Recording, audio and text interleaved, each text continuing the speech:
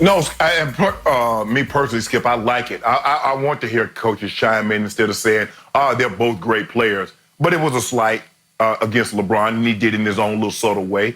And, when they ask him, it's like, do you want players? He's like, well, I don't want players to be someone they're not.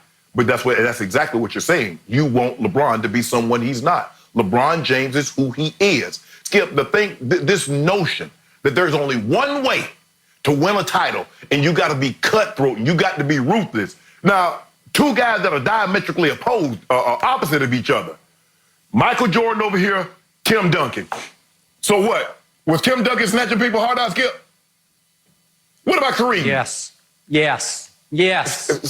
See, Tim. Skip, stop it. Skip, stop. No, Skip Bayless. The man never said a word.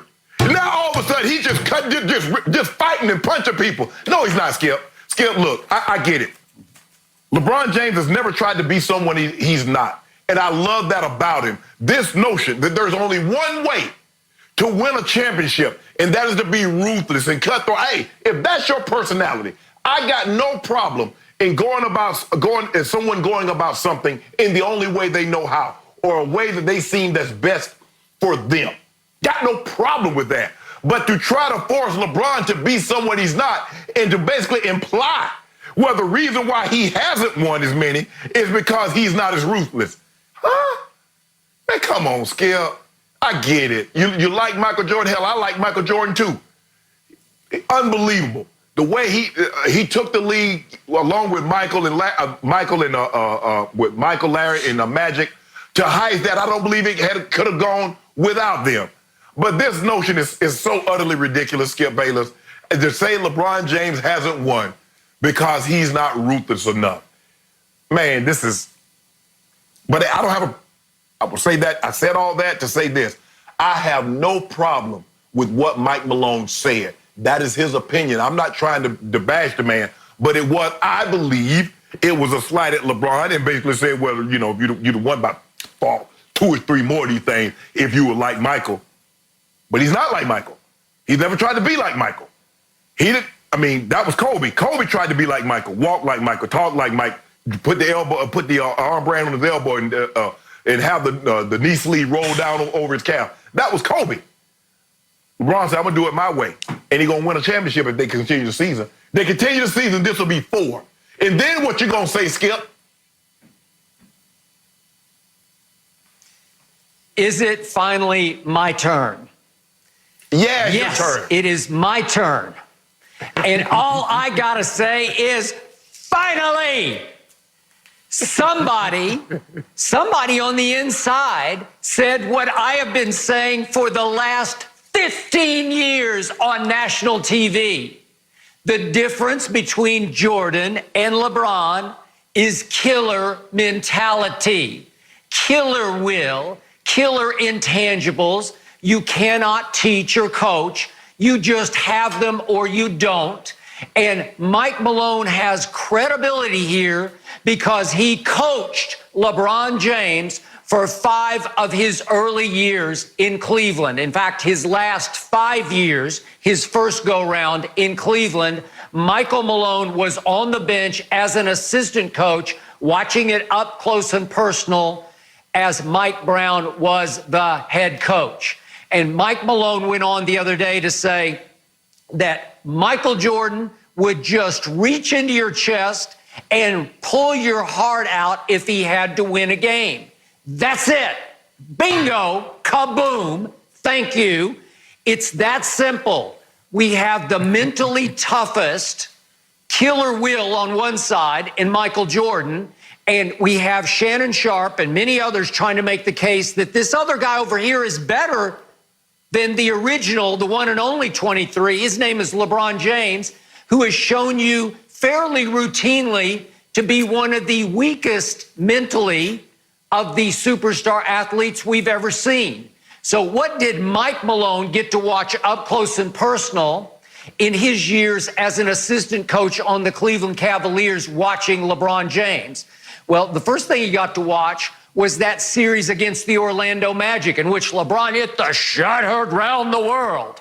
I had to suck it up and take it for like 48 hours, and I kept saying, okay, So he made a catch-and-shoot three with no time on the clock because he had no other choice but just to catch it and go up and shoot it, and he made it. Way to go, LeBron. You finally pulled one off.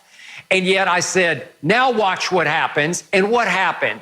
Games 3, 4, 5, 6, LeBron James slowly shrank. He was right on course. They were on course that it could have been LeBron versus Kobe in a finals. All anybody wanted to see at that point. And nope, LeBron was not up to the task. He did not have that killer mentality to seize the moment at one game all, going back to Orlando, and take over the series because he's the GOAT. He's on the way to being, no, he wasn't on the way to being the GOAT. There's only one GOAT, and there'll always be one GOAT named Michael Jeffrey Jordan, which led to the final series in his first go-round in Cleveland. Mike Malone on the bench watching this up close and personal. LeBron had maybe the greatest game of his career in Game 3 in Boston, and all of a sudden they're up 2-1, and what happened right on schedule?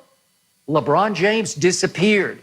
It got so bad that his owner, Dan Gilbert, accused him of quitting in Games 4, 5, and 6 of that series. Quitting! And it got so bad that LeBron's insiders had to leak information to ESPN that, he was having problems with a teammate in the locker room and had to be sedated for Games 4, 5, and 6. Baloney! He shrank. He disappeared. He could not live up to the pressure, which led right away to a series that Mike Malone wasn't a part of, but it was his first go-round after he took his talents to South Beach with the Miami Heat in the finals, 2011 against the Dallas Mavericks. They all had big games in Game 3, and they're up 2-1, and here we go again. Same time next year, 4, 5, and 6. It was the worst superstar meltdown we have ever witnessed in the history of sports. LeBron James in the 2011 finals, look it up. He just disappeared because he doesn't have that killer mentality. You give him an inch, he doesn't take the mile that Jordan would take. I'm sorry, it's just the essence of mentally toughest, sometimes mentally weakest. So please don't ever bring me any GOAT talk again. And please, if you would, don't ever wear that GOAT mask again on Undisputed because it's unbecoming of you and us. It's so beneath our dignity because it's just so painfully wrong. And I want to thank Mike Malone. Mike Malone showed you some killer mentality because he had the guts to say this, knowing full well that he now has to compete against the king in the Western Conference. And he knows what happens. What happens, Skip? A factor. Yeah. And I think he was sending a message to his Denver Nuggets. He's sending a message to his Nuggets to say, hey, guys, the truth is he shrinks in the biggest moments, so there's no reason to be afraid of, quote unquote, the king, because he doesn't have the killer mentality that actually I see more of in Jamal Murray than I see of in LeBron James. Oh, really? First of all, Skip, let me ask you a question. So I want to make sure I'm hearing you and Mike Malone correctly. So Michael Jordan just started reaching in people's chest, players' chest in 91, right? So he wasn't doing that in 84, 85, 86, 87, 88, 89, and 90, huh? So only in 91 did he reach in people's chest. Because what happened then in 85, Skip? 3-1 Bucks. What happened the following year, Skip, in 86? 3-0 Celtics. What happened in 87, Skip? 3-0 Celtics. I'm trying to figure out when did he start reaching in players' chests and stealing their hearts and stealing their souls? When was this? Okay, what happened in 88, Skip? What about the Bad Boy Pistols? Did he reach in Isaiah and Joe Dumars and Rick Mahorn? Did he do that? When? When did he start doing this? I need Mike Malone to tell me.